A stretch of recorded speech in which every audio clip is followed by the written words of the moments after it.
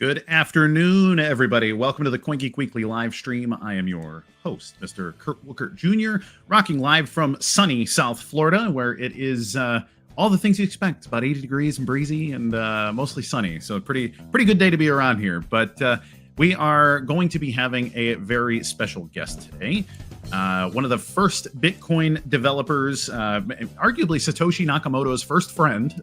And we'll be talking about history of Bitcoin, the history of the internet, and also I want to get into like the future of the internet and how to move forward. I'm very much the historian. I like the history myself, but I think once we get some of the fun stuff out of the way, I really want to get the view of the future from somebody who is a futurist and has been working on really cool stuff since Bitcoin 2. So, ladies and gentlemen, it'll be Mr. Mike Hearn. So please prepare your questions, comments, and whatever else you have. I would like to drill into some of the Satoshi saga stuff, the scaling war. So let's come up with some good stuff to discuss. I'm going to have my own biases to what we should talk about, but I'm sure somebody will say something in the comment box that makes me say, oh yeah, that's a fantastic question. So please help me out there, audience, and let your friends know that we will be live taking questions from the box.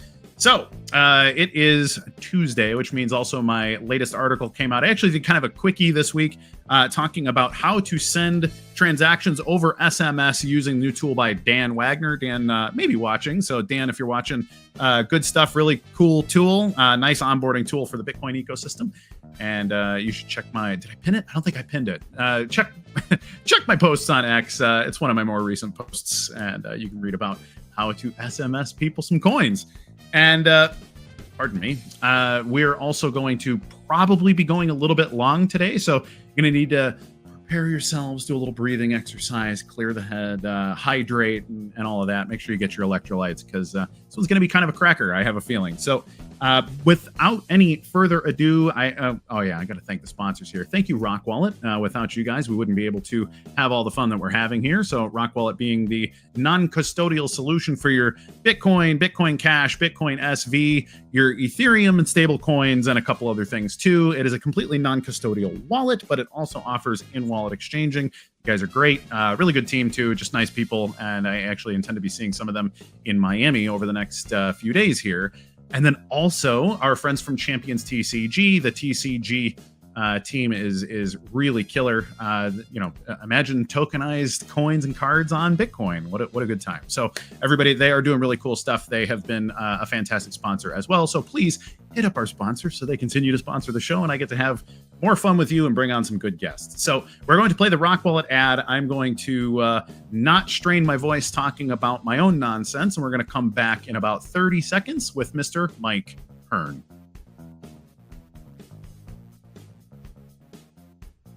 Where's the Rock Wallet ad? Did we lose him? All right, where's my producer? We may have lost him.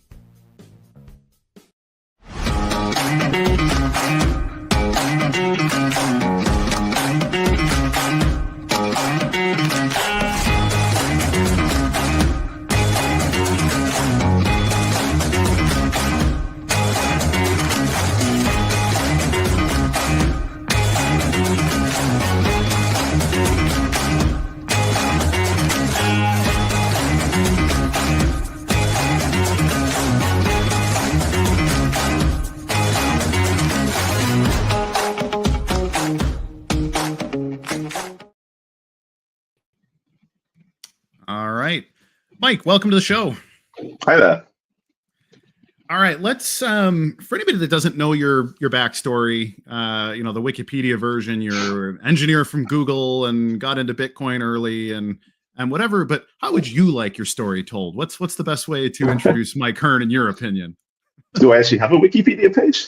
I'm not sure I do. I don't think so.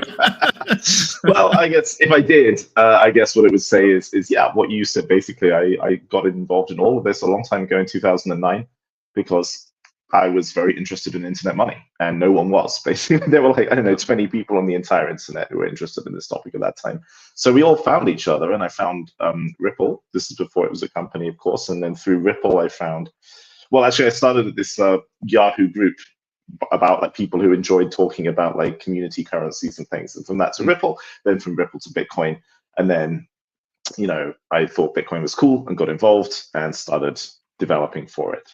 That's how I ended up here. For those who don't know, and it's funny because Satoshi mentioned Ripple very early, may have even been in his first post. I asked him. Oh, okay. so what did Ripple look like circa 2008, 2009, for those who may not know? Yeah, it was, and I think it still is, a fascinating idea. The original classical pre-XRP Ripple.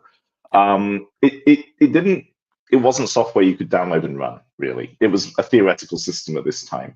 And Ryan Fago, who created it, he posited this system where there was no money, actually, which is what blew my mind. I was like, how can you have an economy with no money? Right? That makes no sense. Yeah. And I emailed back and forth with him a lot, and he explained, he unconfused me about a lot of topics because I didn't really understand how money worked at that time. But he was really helpful, and what he proposed is a system where you could actually have like a social network, and you could mark yourself as being in debt to other people, and then they could mark themselves as in debt to even more people, and the Ripple system would find places where there were cycles in debt, basically. So you would actually find, if you took $100 bill and passed it to around, eventually it would come back to you. Ripple could find those places or those cycles and cancel it out. So in theory, everyone in a well-balanced economy, eventually it all ends up, balancing out. So you would just have debt that appears and disappears. Denominated in whatever you want. It didn't have to be denominated in dollars or Bitcoins or any currency. You could denominate it in like hours of your own work. So it was a fascinating idea to me. Yeah, no, for sure. So getting into the early Bitcoin, it's funny because you see the first few people respond to Satoshi Nakamoto. I think the first guy was James Donald, and kind of gives everyone will need to run a node, and so it can't scale, and that kind of thing. Obviously had a lot of critics. I think you were the first person to see it and say, yeah, that looks like a good idea, and actually started asking productive questions. No, I think I should give credit here. That was Hal Finney. So I wasn't on the original mailing list where it was announced. I found out about it a few months later. And if you look at the original announcement thread, then everyone is dunking on him, basically. Everyone's like, I don't think this will work. And then Hal Finney is the first guy who steps up and says, this is actually very interesting. And Hal was interested because he had actually created his own digital currency as well. He was like one of the only people who had actually created their own internet money before Satoshi. His system was long since forgotten, but he created something that was very different to Bitcoin, but kind of similar in spirit. Sure. What was your relationship with Hal? Did you have a closeness? Did you even talk to him, really? I don't recall any specific interactions between you two on the record. We did interact before Bitcoin, actually. If you search, there's actually a theory out there someone wrote about saying that I'm Satoshi and I'm not. But one of the pieces of evidence was that I interacted with Hal before Bitcoin existed because we were on a mailing list and I had an interest in a technology that he also had an interest in. And we just sort of exchanged emails related to that. And then later, of course, Hal and me show up in the same discussions again, but this time related to Bitcoin. And eventually these two threads intertwine because actually the technology we were both interested in, I propose a project that uses it, and Hal makes it the last project he takes on before he dies. So we never met. We only ever interacted through public forums. But I knew his name for quite some years, and he knew mine. So getting into your experience at Google, the story is, well, you're a software engineer, but there's a lot of ways to be a software engineer at Google, I'm sure. Can you get into what was it that you did there, and what have you done since too? I'd really like to know. It's been 10 years since you've been a pseudo public person, really. So I'd love to know where that's taken you, just so we kind of know what's the state of the union over there. Yeah. I actually did three things at Google. For several years, I wasn't a software engineer at all there. I had been before I joined Google, but when I joined, they said, we have enough software engineers. What we really need are people who are going to be on call for our services and fix them when they break. And, so I got to be one of the guys who wakes up in the middle of the night to fix Google Maps when it broke. And I spent 3 or 4 years doing that. And that involved, writing some software, but mostly it was debugging. it was, this incredibly complicated system broke. Like, where did it break? Why did it break? How can I fix it as quickly as possible? Kind of work. And after that, I got tired of that eventually because I wanted to get my sleep and my weekends back. And so I switched to work on Gmail, and I did anti-spam on Gmail for a while, and then that sort of segued into bot detection. And Google still use the anti-bot system I designed today. It's still a core piece of their network protection system. So I did that, and I also did account security and things like that. And while I was there, I worked a bit on Bitcoin stuff, like in my spare time. Yeah. When it comes to anti-spam and anti-bots, was that a correlative thing? I know proof of work was invented basically for that. Was there any correlation there, or is it just circumstantial? No. So the system I'm talking about, the Google Bot Guard system, it doesn't use proof of work. It kind of does, in that it proves that you ran a program inside a web browser, which is difficult to fake. So it's kind of asking you to do a calculation that's hard to forge. But it's not a hash-based calculation. It's not a pure proof of CPU work. Yeah, but there was no. Well, the only thing that linked those two projects is that they both came out of really obscure interests, where everyone told me it was a waste of time, basically, because the botguard system is built on you create a JavaScript program and ask your spammer to run it. And so the conventional wisdom at the time was that this can never work because, well, the spammer will just reverse engineer the system. Right. And I thought, no, I'm not sure. I think, some of the techniques from the world of like DRM and video copy protection can be repurposed for anti-spam, which there's not an obvious connection between these two things. But I thought, I see a connection. And yeah, no one cares. It's like Bitcoin in the beginning. Nobody cared. And then I kind of like showed that it could work and pushed it through anyway. And after that, people were like, hey, this is great. So we'll adopt that. And yeah, like Bitcoin was in the beginning. Also, everyone was like, why are you interested in this? This is no relevance to anything. Yeah, funny. So since Bitcoin, I know you spent a good amount of time at R3, the Corda project. Is that still what you're working on, or? No, I left R3 some years ago. So I did Corda for about 5 years, I guess. And that was fascinating because it was the chance to take the ideas in Bitcoin and really elaborate them into my own system. I did most of the design work for Corda. And in a totally different context, right? Because in that project, we weren't trying to create a currency. It was like, can we use these ideas to help existing companies do what they currently do, but do it better? And so I met a whole lot of people I had not, the type of people I hadn't met before and the type of companies I hadn't worked with before. So that was really fascinating. And it was quite successful for a while. I left during COVID, and I created my own company, which is very humble. It sells developer tools, or a developer tool. And in the last year or so, I now work part-time. I still have my company and I still work on it, but I now work part-time for Oracle Labs as a researcher. Okay, very cool.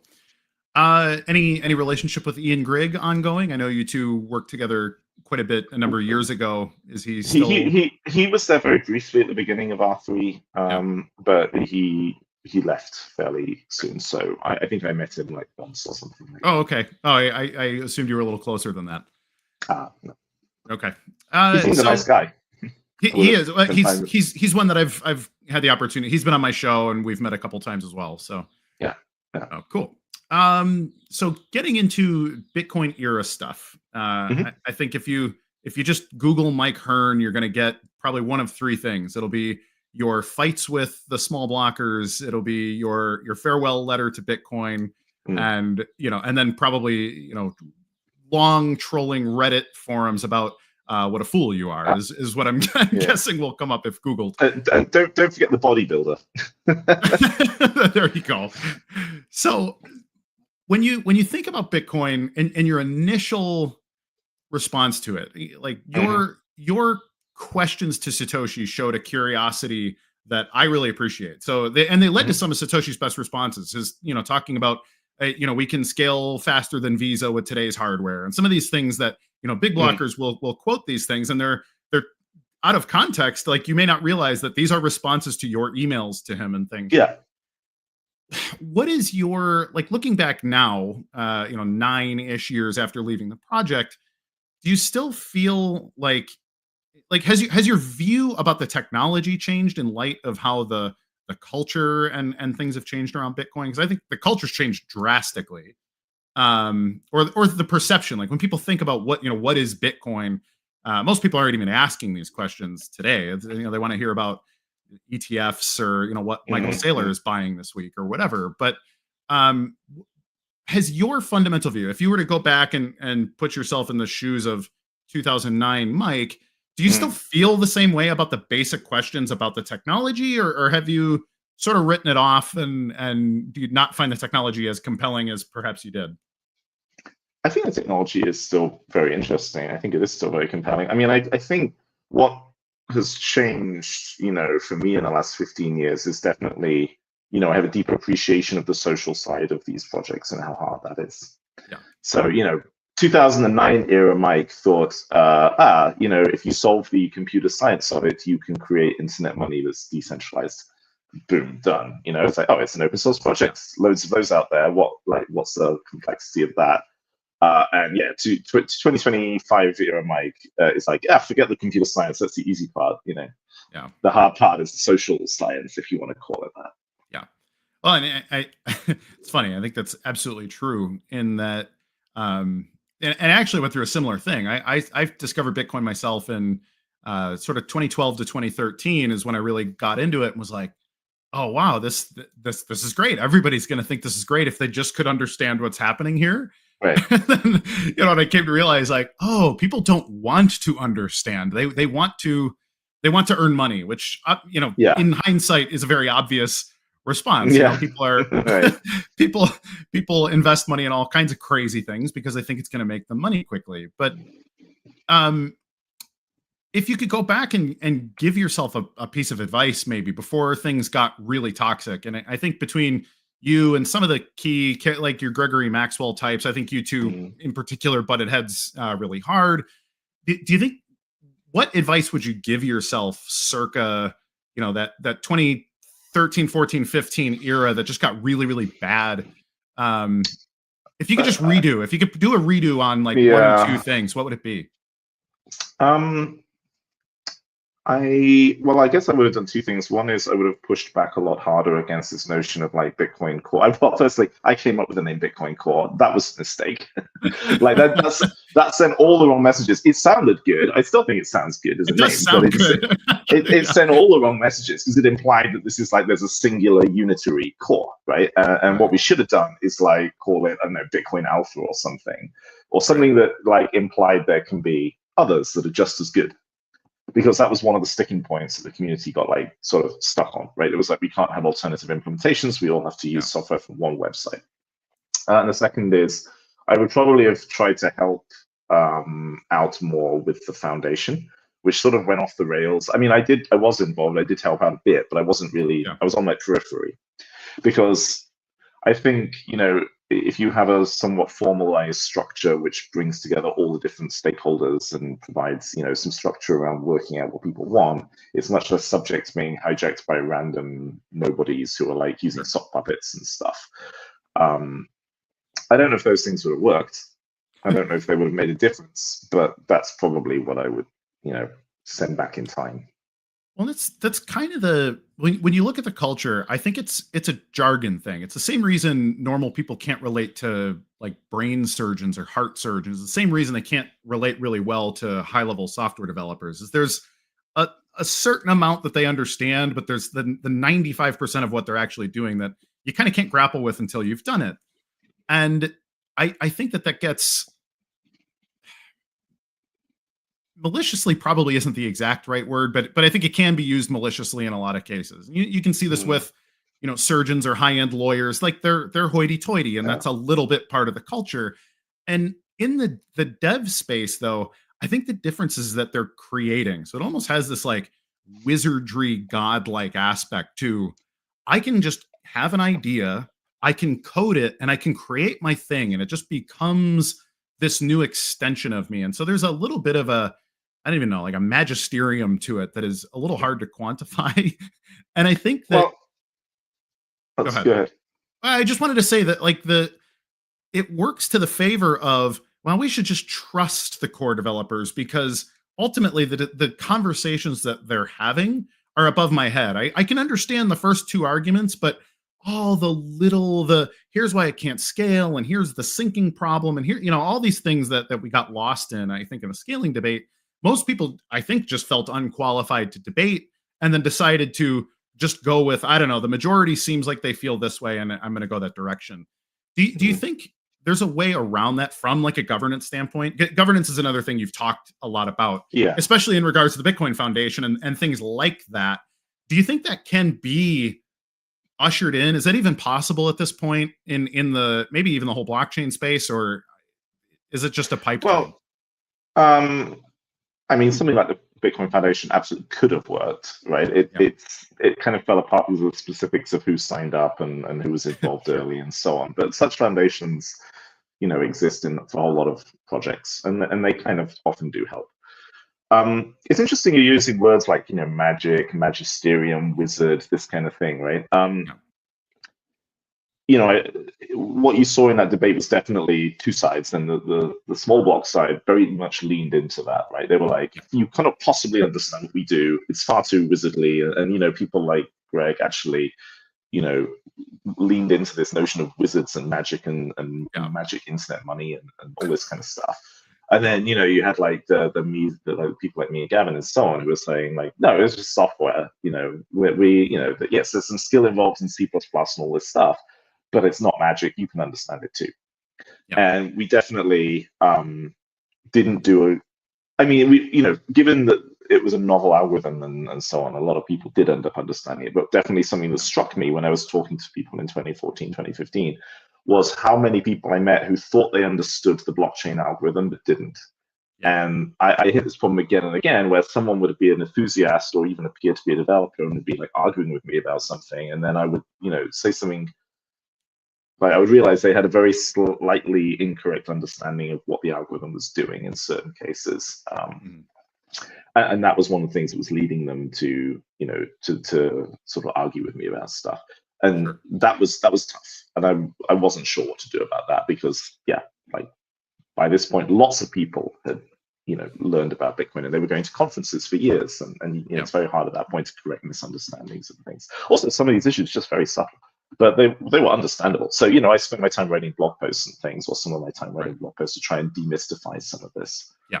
No, and actually, some of that content is really, really good. I re-referenced your hard forks versus soft forks blog post when they were talking when the Taproot conversation was happening in Bitcoin, and then now there's a debate happening now about re-enabling OpCat and how, like, is that possible? And here are the risks and all these things, and everyone's, wow, here's how you fork it and all that. And I'm very much, I don't like the concept of a soft fork for a lot of the reasons that you elucidated, in that my position is that they're essentially lying to legacy nodes. Like, legacy nodes are just in a permanent state of trust me, bro, from then forward.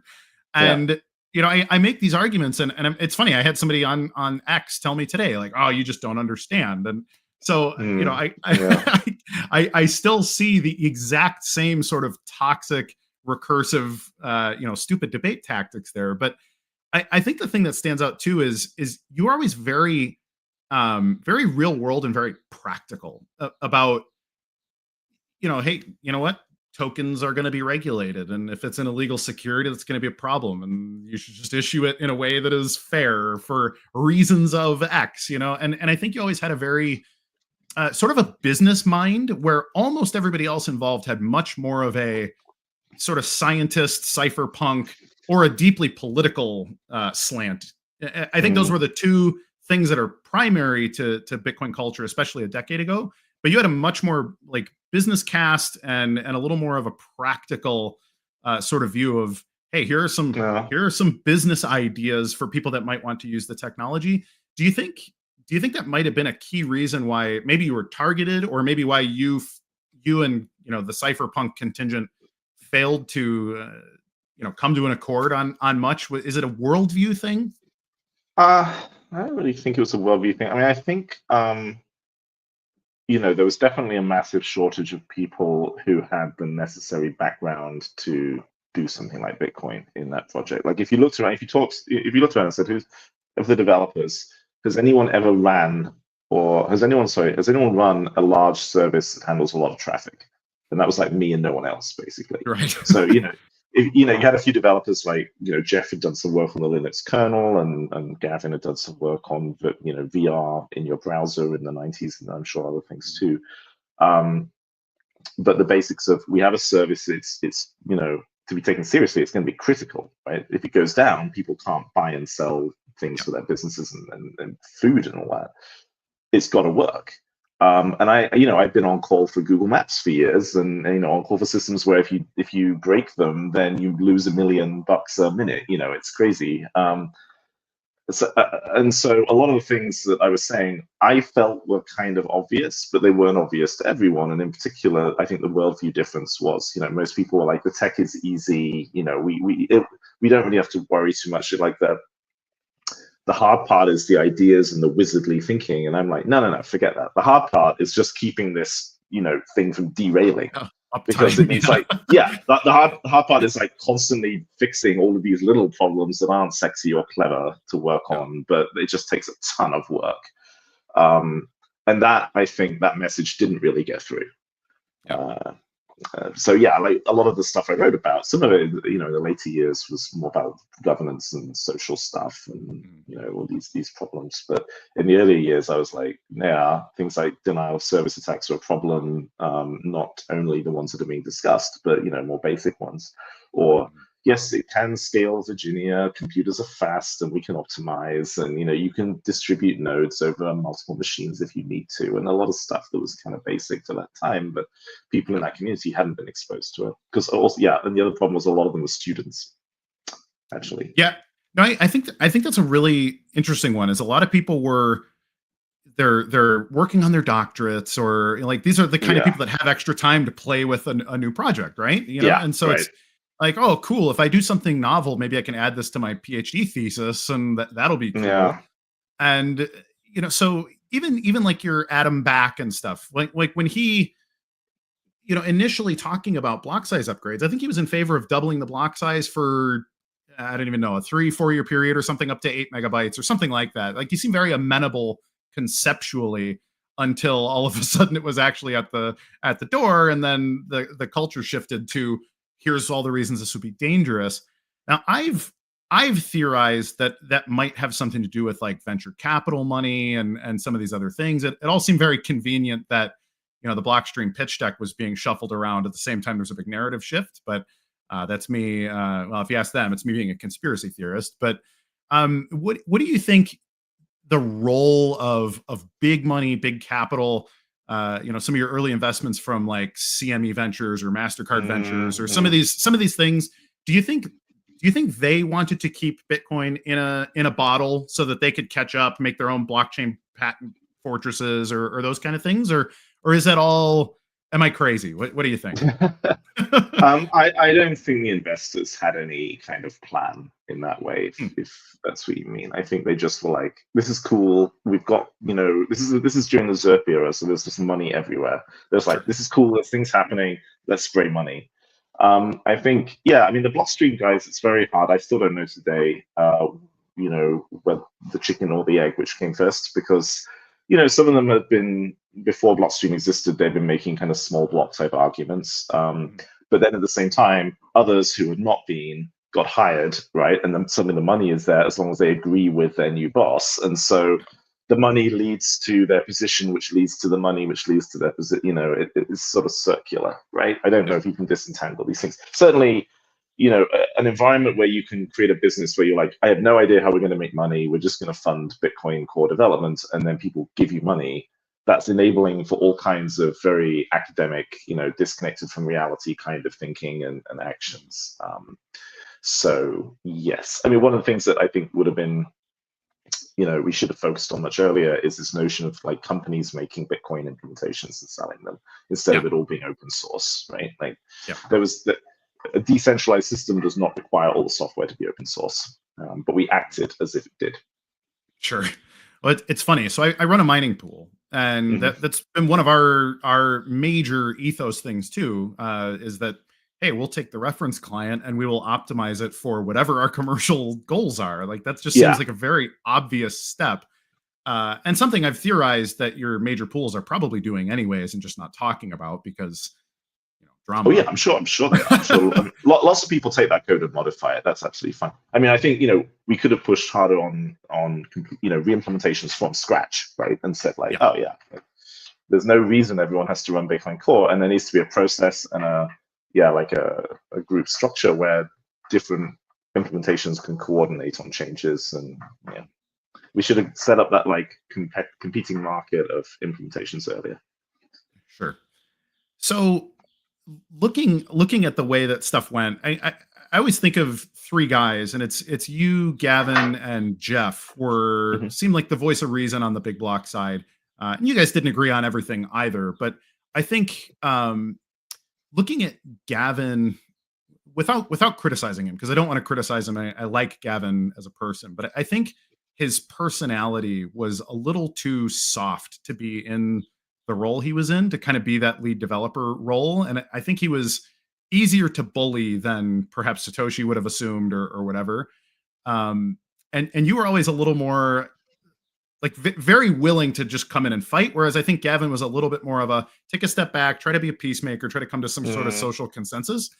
Whereas I always, your responses actually always crack me up when I read long forum responses, always, because you tend to say what I'm thinking in that, like, all right, this guy's a jerk, this guy's a jerk, this guy's a jerk. And then you would pop in and say, hey, you guys are all being jerks. And I'd be like, okay, thank God, But Gavin never really had that attitude. Do you think things would have been different if, I don't know, and I don't want to put you in the, like, if you were the lead developer, Mike, but if somebody else who had a little bit more of a, maybe just managerial experience even, but someone that was a little more terse or a little more stern or had experience working with kind of a rabble, do you think things could have gone differently?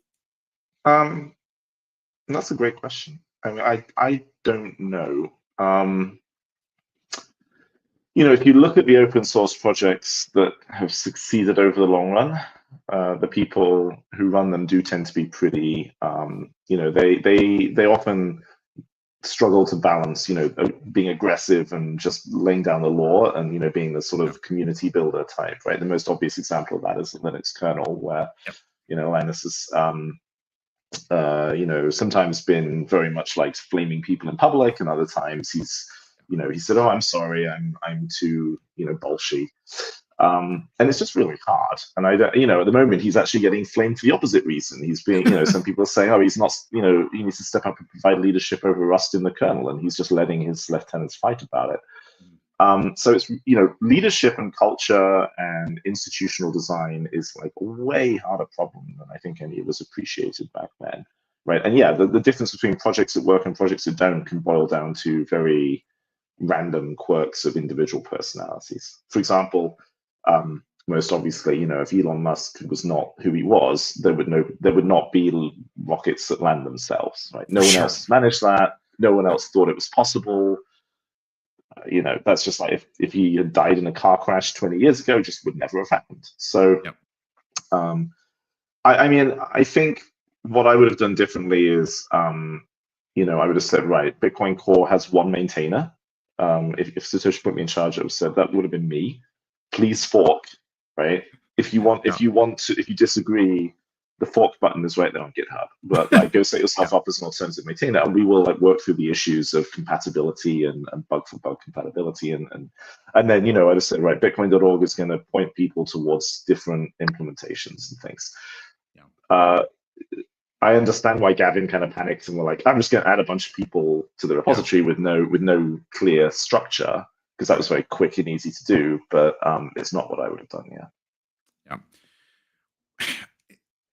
To that point, I think Satoshi, it's funny when you see Satoshi early, he strikes me as this sort of hopeful, futurist, optimist type. He's got this very patient and seemingly very systematically thought through. It's almost like he figured the questions that would come, like he kind of already had prepared for.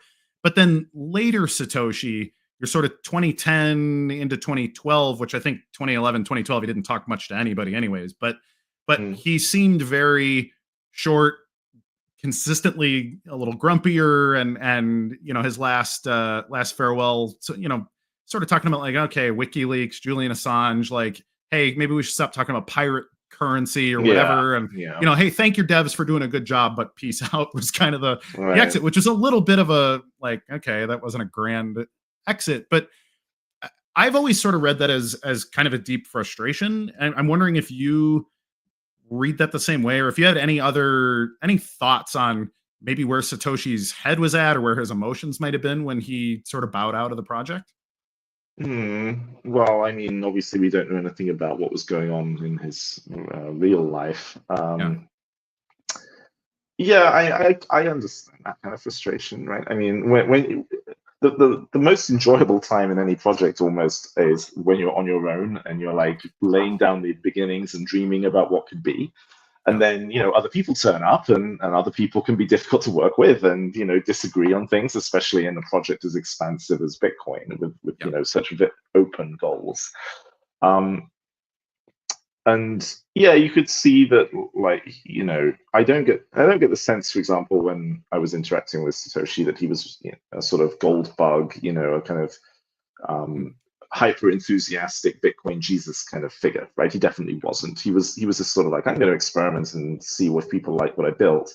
And then, these very like evangelical people arrived and were like, oh, this is going to change the whole world. And yeah, a lot of personalities kind of don't want to be at the center of that, right? Sure.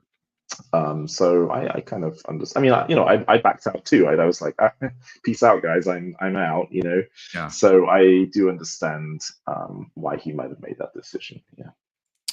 So it's interesting. I've always gotten that notion too. Is you get the people who say, oh, very obviously it's digital gold. He must be this big, Hayek Mises guy. And I also never really got that vibe from him. He seems very interested in payments to me more than anything, but then also sort of novel use of the system for other bigger ideas, mostly unstated, but he seemed to imply several times that, and then there's the other thing, like the big idea is to be revealed, but it kind of never happened. But did you have any sense of what else he may have cared about? Because I read into it myself. I always liked the idea of bootstrapping a new internet or having, optional public-private identity protocols or these kind of things where we can sort of disrupt the old world in novel ways. But, most people say, well, I think that's silly. But did you get any sense, or did you ever have a private conversation, maybe that hasn't been revealed or anything, but of those kind of bigger ideas, did he ever give you anything like that, hey, I really hope we can get to X? Yeah, we did have a private conversation, but it didn't have anything like that in it. It was just like, I kept that one private so I could authenticate him if I ever meet him, basically. But he didn't say anything of interest to the community, so that's okay.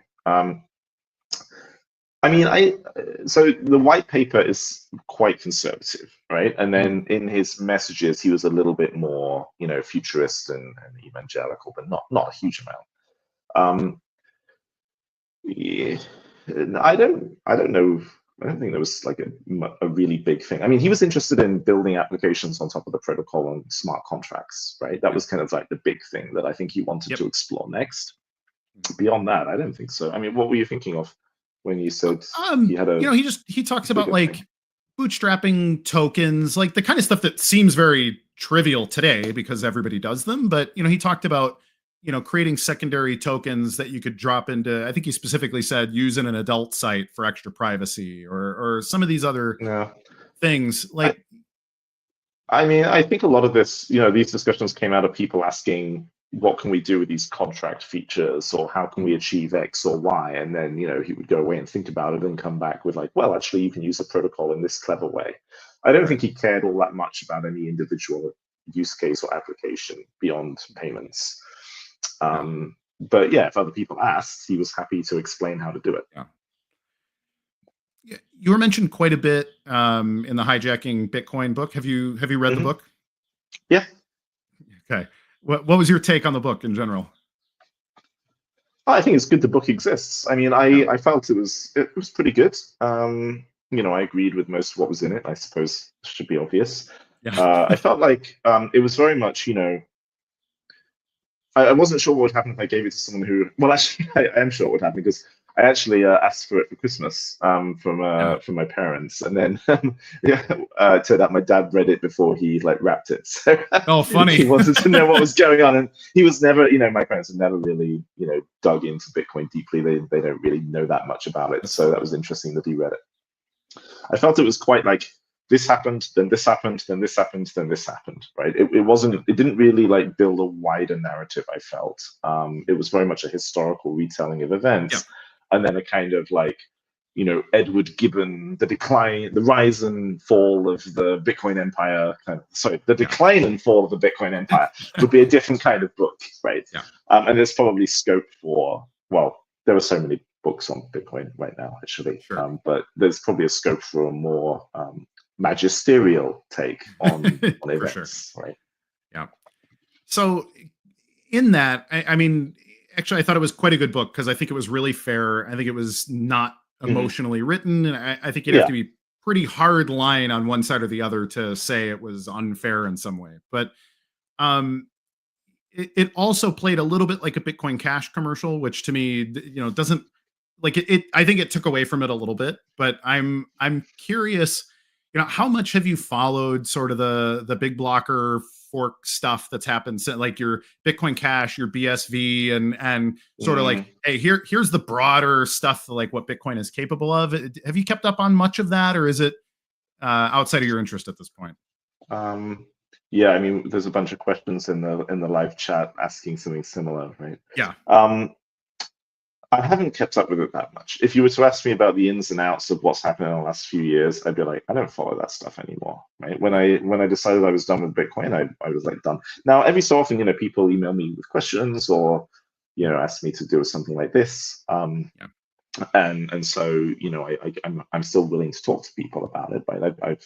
There's a documentary coming out in the next few weeks, I think, even in the UK, which, I did some filming for. But I don't follow it closely. I know the basic outlines. I know what Bitcoin Cash is and BSV and this stuff, right? But I don't follow things closely. Okay.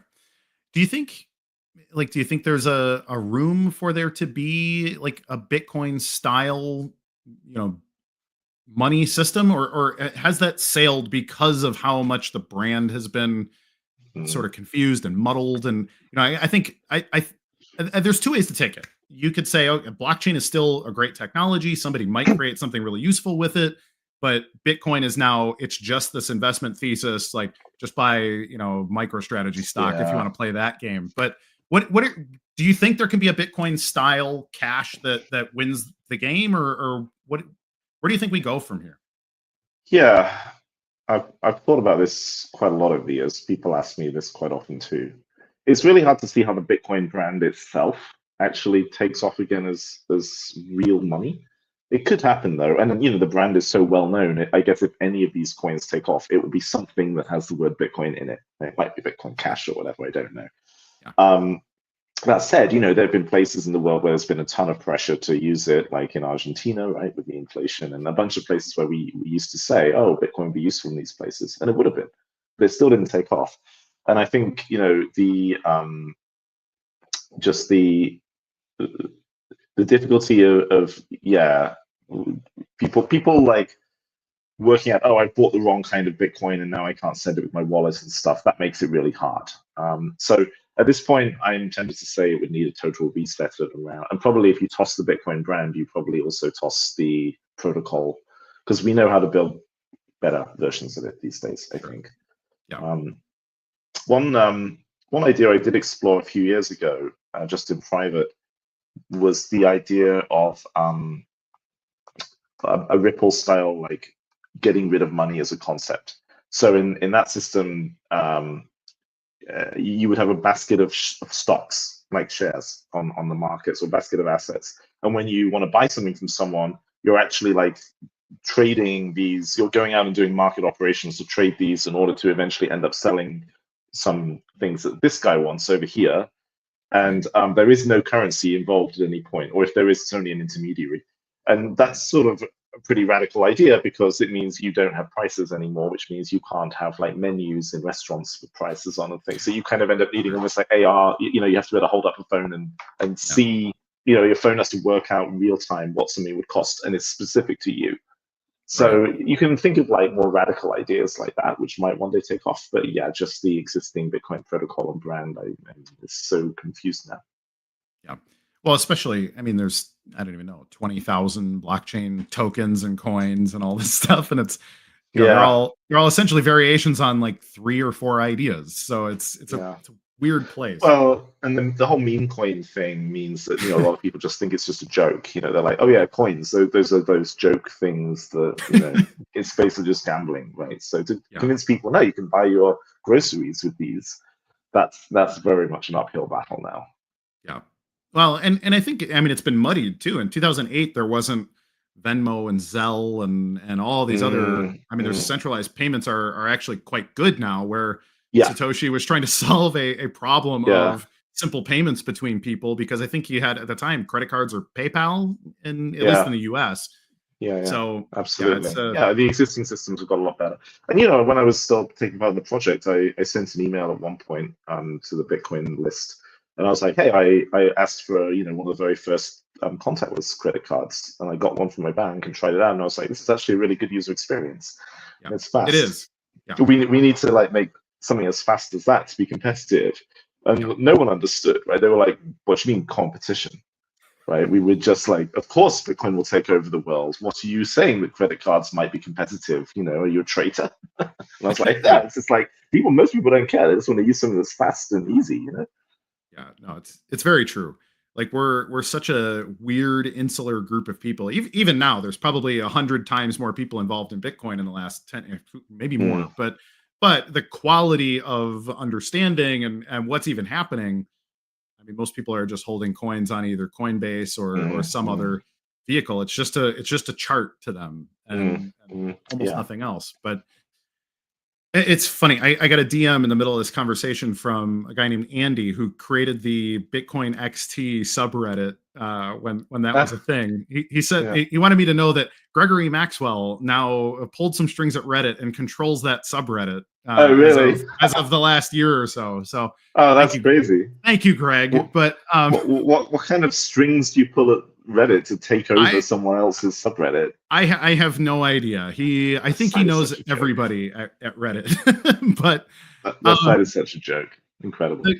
It is. But he's wondering if when there was that period, he says like 20,000 people joined in the first couple of days over on that hub. There was a lot of excitement. Yeah. What do you think actually happened? Like the rug pull on that stuff? Like, you were DDoS attacked. Well, it's speculated it was you. Your whole ISP got DDoS attacked and taken offline, and a bunch of these things. I think you used the word terrorism in describing what happened there. I may be recalling I don't remember. That might be me. It may have been me that said that or thought it. But, that could be.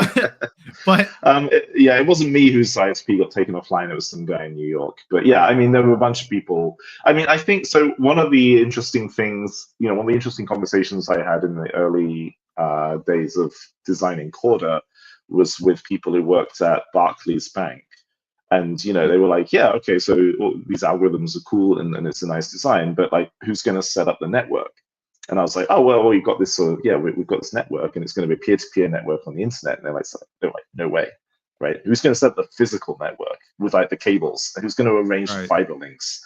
And they were like, we're not running anything on the public internet. That's insane, right? That would be like DDoS madness. We need a dedicated links, which is of course how banking currently works, which is why you can't DDoS a bank website and shut down a payment system in a country.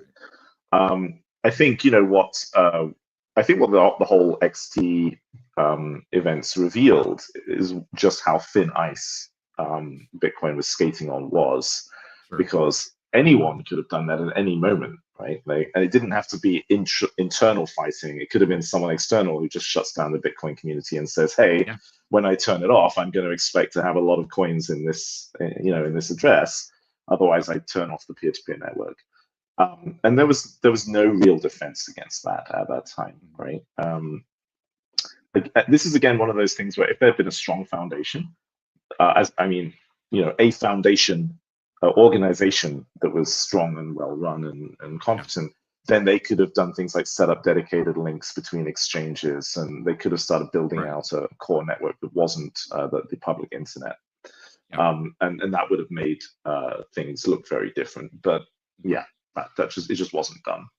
Yeah, I think a lot of people, well, of course, a lot of people don't understand how money actually works from a technology standpoint. Like the way that you got like your M1 computer control box that's connected to the central bank and has a hotline to JP Morgan Chase, and the way that these things work is very weird actually when you hear how directly connected and direct fiber and the way this stuff is set up, and the fact that Bitcoin and actually almost any I don't know that any blockchain has that kind of infrastructure in mind at all for uptime, and which is why even Solana claims to be super scalable, and it's gone just completely offline like 8 or 9 times at this point, because there's still that that basic ethos of, well, everything's got to be distributed, there needs to be no central point of failure, but it makes the whole system ultimately pretty fragile. Do you think that'll ever get there, or is it just, I mean, I feel like the culture is essentially just about novelty at this point, like just novelty and making money in weird ways. So is there a way forward? You've mentioned Ripple a couple of times. I think they tend to have a little more of a, hey, let's focus on professionalization, but they barely hit 80 transactions a second before Ripple was going offline in the last couple of weeks too, and that's like a big disappointment, right? Yeah, I mean, the existing financial system is an evolved system, so it's very complex, but it's got a kind of evolved robustness to it, right? It's the systems that have survived over time, so it's selected for survival. Before I turned up and started working on Bitcoin, like I mentioned, right, I spent a lot of time talking with Ryan Fugger. Well, I watched a bunch of like videos and documentaries and things back in the days when there was no YouTube, so that meant I mail ordered DVDs and watched them on like how the financial system works. And then those documentaries were totally wrong, and there were no comment sections or anything on DVDs, so I didn't know that. And then Ryan was like, no, you're talking a lot of rubbish, here's how it really works. And then I went to work with I didn't work for banks, but with a bunch of banks and financial institutions, and then they told me a lot more as well. So that left me with a much greater appreciation of the work that gets done in the existing financial system, right? Like a lot of Bitcoiners are very dismissive of it. I was too a little bit in the beginning, not as much as the rest, right? I was like, yeah, we've got to compete with, the credit card guys are not stupid, right? Visa is well run, it's scalable, it's good tech and all that. And so I definitely have become a lot more technologically conservative, things like, so I think any future take on payments will probably evolve out of the current system in some way. It probably won't be a Bitcoin style, let's start from zero and rebuild everything from scratch, right? Because like, why does Bitcoin run over the internet? Well, it's cheap, right? Everyone has an internet connection. Why does banking not run over the internet? Well, because they're willing to pay a ton of money to, have that reliability and robustness. And banks have spent a lot of time on that over the time. You wouldn't, if you try to convince the Bitcoin community to upgrade to the level of costs that banks take on, that would be very hard. Yeah, it's crazy. Have you looked much into some of the CBDC programs? Like some of them are blockchain based, but others are totally different technology, FedNow and some of these bigger ones. Do you think do you think that's a direction that things are going to make, or is it right now? I think it's too scattered to say what direction anybody's actually going. Yeah, what do you think? CDBCs was some of the last things I worked on at R3 before leaving, actually. And it's a very difficult topic to talk about because there's basically two kinds. And a lot of the discussion you'll find on the internet is fixated on what they call retail CDBC, which is basically like central banks saying paper money and metal coins are a pain. Can we replace it with some new financial system? And blockchain is cool, so let's make it a blockchain-based system. And that's really hard. I actually, I had to kind of deliver a reality check to some people who were working at central banks when I was at R3, because they'd say, yeah, we're going to do this and that. And I was like, no, okay, so already in step one, you're violating anti-money laundering laws. So you better, you guys are not hoodie-wearing hackers who can vanish at will, right? So you have to think about that. But then there's the second kind, which is the, I've forgotten what they called it, like institutional CDBC or something, which is sure. where Intra-bank stuff, presumably. Well, I mean, banks already have systems for this; they don't need it. But the goal of that was to push it out to businesses. So if you're a business, you could move hard money around between companies without going through banks. So it was basically allowing people to be allowing companies to be their own bank. It's the same vision as Bitcoin, right? Hence the blockchain connection.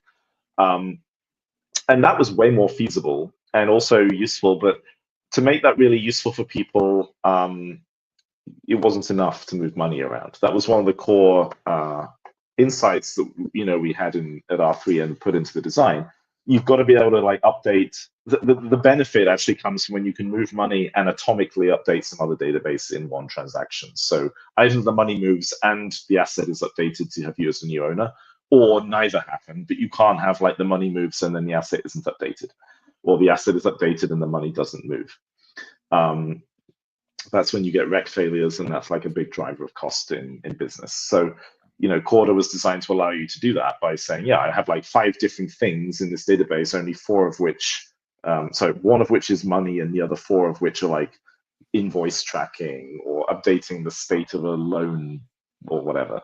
And then you could update all of them at once. Now, I don't keep track of CDBC projects anymore, but that was kind of the thing we were working on. Yeah. What do you think of the sort of Web3 stuff? This idea of internet on the blockchain, or some of these other broad, metaverse and some of these other GameFi stuff. Again, these are over the last 5 years. I think people looking for, okay, how can we actually make this stuff useful or valuable? I think they're some of the only actual genuine attempts at building real businesses on blockchains. But do you think, what do you think of them conceptually? And where do you think that kind of thing is going, if anywhere?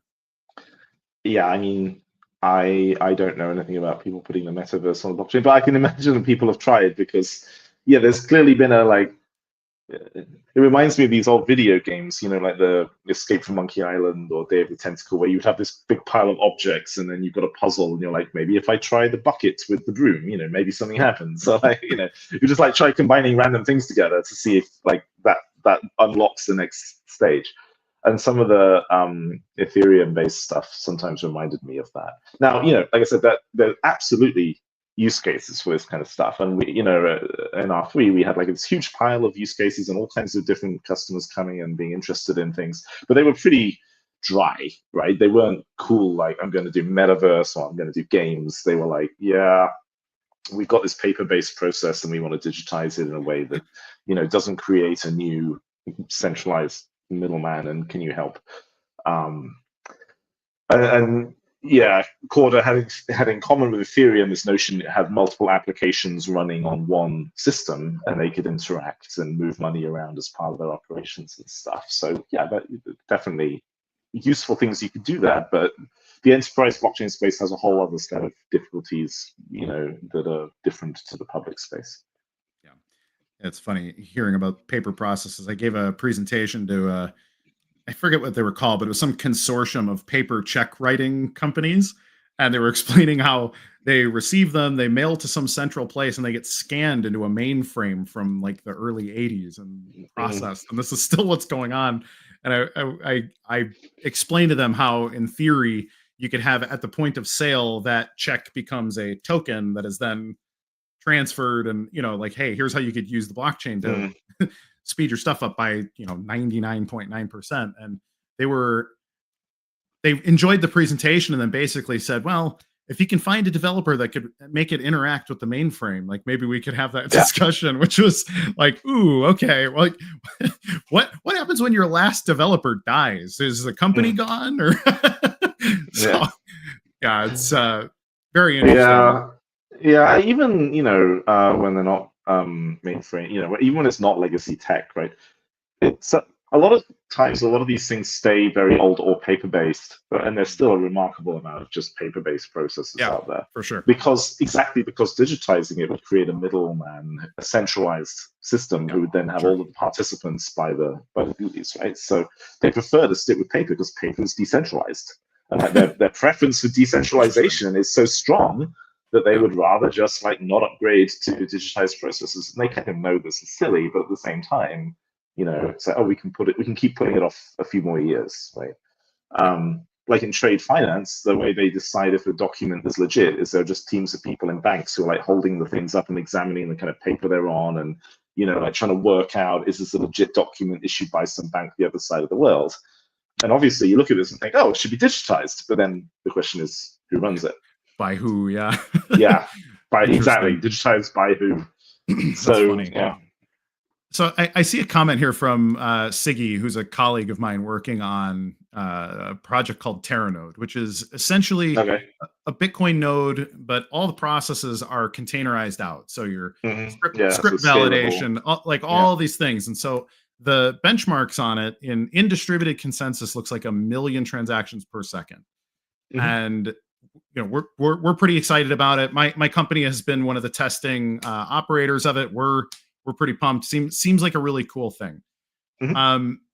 Would something like that happening and getting traction with some client somewhere, would something like that make you interested in blockchain or Bitcoin more generally again? If things were to start to actually pick up traction on that vision that you wanted to see, would that make you want to come back and do something? Or I'm not offering you a job necessarily. No. I'm curious if that would excite you. Yeah, if there were like 1 million Bitcoin transactions a second and they were legit and that was reflecting real world payment usage, then then it would be like the world currency, right? So then, yeah, sure, at that point.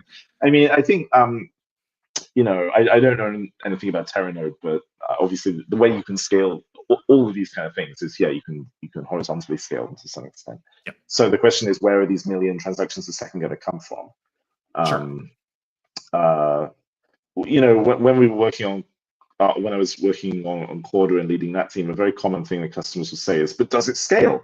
And they would set these arbitrary targets. They would like, we won't buy unless it can do 10,000 transactions per second, or they would make up some number. And when we'd dig in and be like, do you have 10,000 transactions per second in your use case? They'd be like, no, it's more like 20 a day, right? But we don't want to ever get into a position where a system doesn't scale, and because the scalability debate was so huge, they would sort of been like, it was also what we found is it was a way of deciding between competitors. So they would be like, oh, I don't really know how to evaluate the feature sets, but I can see which number is higher. So go have a race, guys. Whoever completes gets over the finishing line. Kind of question, yeah. Yeah, exactly. So we did a ton of optimization, and we could have kept scaling that design up very far. It was a Bitcoin style design, so it could scale. But at some point we just stopped and we're like, okay, this is enough to win these bake-offs. So we won't push it further. It's interesting.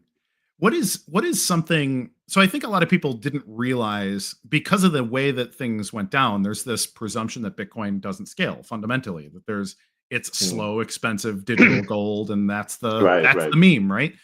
But Bitcoin itself, as a basic design, you zoom out 30,000 feet and you realize, oh, this is actually a very novel way to do global level payments. Do you think that's one thing that I think obviously your big blocker is going to agree on? But is there anything else that you feel like has become a meme in Bitcoin that you wish you could just say, no, guys, Bitcoin is really great at this other thing too that is completely ignored? Is there a thing or two like that in your head? You mean beyond it, scaling and things like that? Or I mean, it can be related to scaling too, but any other thing about it, like what stuck out to you once you dug into it to say, oh wow, this is really great, and maybe nobody else thought it was? Yeah, so the obvious one was the contracts. The thing is that there's nothing mentioned about programmable money or smart contracts in the white paper, right? Yeah. Like the first time there were like 1 or 2 threads in the forum or something before, in the beginning, where people were just saying, I noticed this thing in the source code, what is this, basically? And then there were some ideas being kicked around the forum, and then I gave a talk on it. I went to the first ever Bitcoin conference, and my talk was on contracts, and then a whole lot of people in the following years were like, they would email me and say, I had no idea. And then I watched your video, and now I just quit my job and created a Bitcoin startup because this is the most amazing thing ever. And I'd be like, oh, wow, okay, cool. Definitely the most impactful talk I ever gave. Of course, most of them weren't my ideas, but it was collecting it all in one place, and I added my own ideas on top, and people were like, wow, you can do this stuff. But it was never really exploited. A few of us did try building apps that use these features, but it was just too hard for people, and a whole bunch of other reasons. So I guess other than unmemeing all this like digital gold nonsense, it would be to reopen people's minds to say you don't need Ethereum to do some of these things. Actually, you can do them on Bitcoin as well. So it's funny. I was at a conference about 3 weeks ago, and I heard the founder of Counterparty was on stage, and basically they're resurrecting Counterparty. Like, it is back in active development as of the last about a year or so. And they basically went into, all right, hey, we're gonna turn all this stuff back on. If you're sitting on any old tokens and stuff, like, we want everything to be able to turn, like, basically trying to fire it back up, which I thought was really interesting, because he started getting into the fact that like Luke Dash kind of killed our whole business with the stroke of a a GitHub commit and some of these things. But I asked him, I said, do you think it's that different? Like, if you become successful again, and he wants to build this on BTC and the whole thing, and I said, hey, if you start filling blocks with Pepe tokens or whatever again, what do you think stops the core devs from sort of pushing you back out the way they did in 2015 and 16? And he said, oh, they're powerless now. We've already won. We've won that culture war. We're coming back, and we're gonna change the world with Counterparty. So which I thought was maybe a little naive, but I think it was interesting how into it he was. But what do you think of resurrection of those kinds of ideas? I think that's a really good example of simple smart contracts and tokens and some of these things. Do you think that can be successful, or have you paid attention even enough to the culture to know, hey, are these guys going to get nuked again, or what do you think happens if? I have no idea. I mean, I don't know why he's thinking that. As far as I know, nothing has changed. It's a stagnant. The main Bitcoin blockchain is a stagnant system, and you don't even know who controls the website still. So. Sure. I don't know why he thought that, but I presume he has reasons. I wouldn't argue with him about that if he thought it was the case. Yeah, he seemed to think that the ordinals explosion of the last 18 months or 24 months or so sort of showed that while people tried to resist the onslaught of tokens, that ultimately complaining about them just led to more people being interested in them this time. Whereas last time it was, hey, we're going to shut this down, and they just went away because it was so insular. But this time it actually did sort of make an explosion. My people using Ordinal's wallet and some of these things on BTC, it was similar people like Luke Dash Jr. put out his own node implementation that's going to filter out spam again, and the whole thing. But ultimately, most of the culture laughed at him this time, and people are like, hey man, I'm willing to pay $500 for a transaction to send my token around. But it was kind of an interesting pivot. It reminded me of a few folks like yourself to say like, oh, okay, interesting. They're going to fight back this time, I guess. Okay, well, more power to them. Let's see if it works. Yeah. What do you think? We can start to wrap or get into like closing stuff. Where do you think the new horizon is? Because I look at this, I start thinking of Tim Berners-Lee or Tim May and some of these guys that really looked at the internet over the last 20 or 30 years and said, hey, we need a native currency of the internet. We need the internet to be more private, more free, and it's really become this silo of big tech monitoring and big government nonsense. And like, there really are a lot of problems that still need to be solved in the internet, but even just tech in general.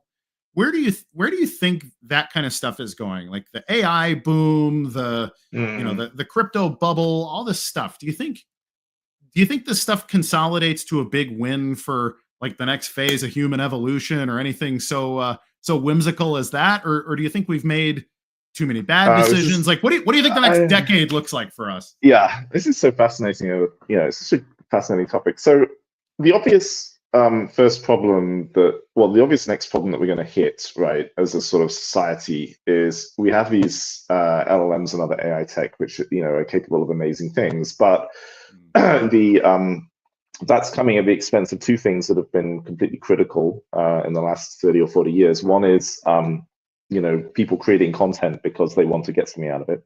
They create a website, they put some ads on their website, they get some interested readers, and then that's what made it worth it to them. And the second is search.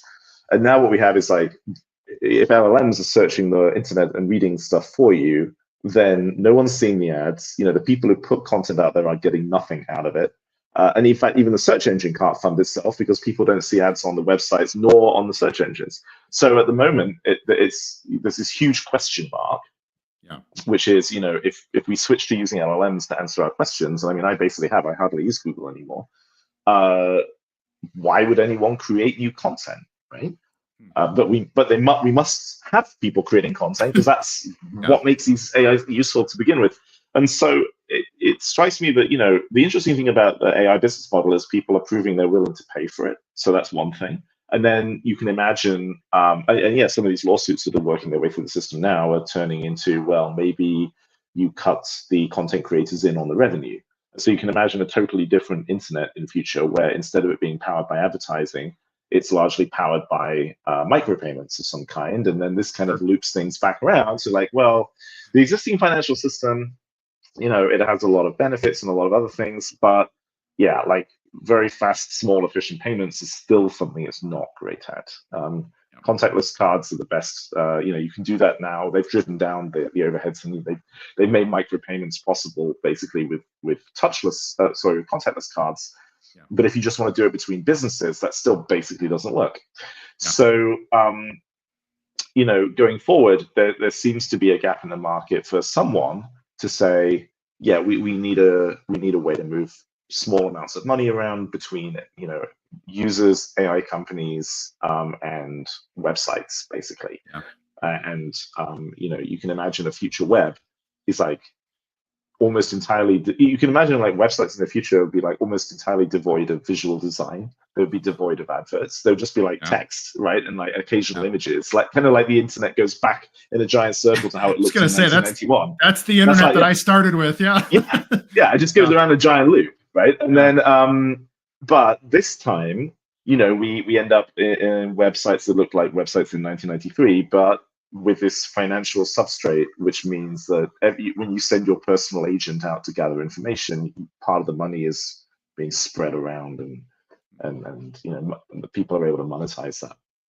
Yeah. I think that's entirely plausible as a way to go, and no one's even talking about it as far as I know, or maybe they are. No one's really working on it because stuff like Bitcoin has given up on micropayments, and Ethereum also changed the protocols in ways that made it scale much less well. So maybe Terranode can find a niche in something like that where you could resurrect this as a kind of coin for AI companies to distribute the money. It's funny because that's one of the key things that I think is going to happen. So like my tech futurism penchant is a little bit on like integrating with things like IPv6, and so that you can have payments that are sort of bypassing the current crappy, slow internet problems.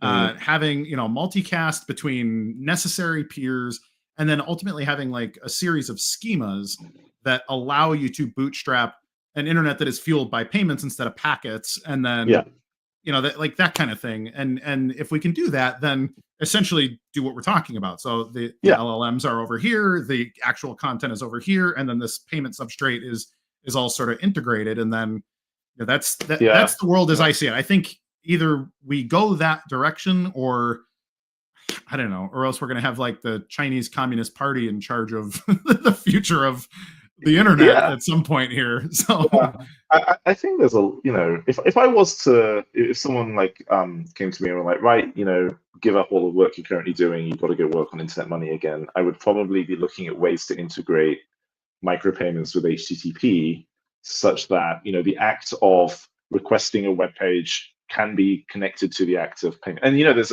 an error code in HTTP that's like payment required or something that nobody 100%. Uses because it does nothing. Yeah.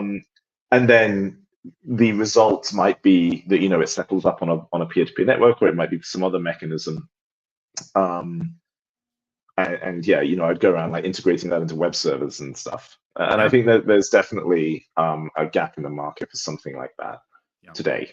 I should connect you to, and we can talk about this offline somewhere, but I should connect you to my buddy Siggy. He's working on the really low level stuff that I think someone with your experience, I think you guys would have a great conversation. So I'll make that happen.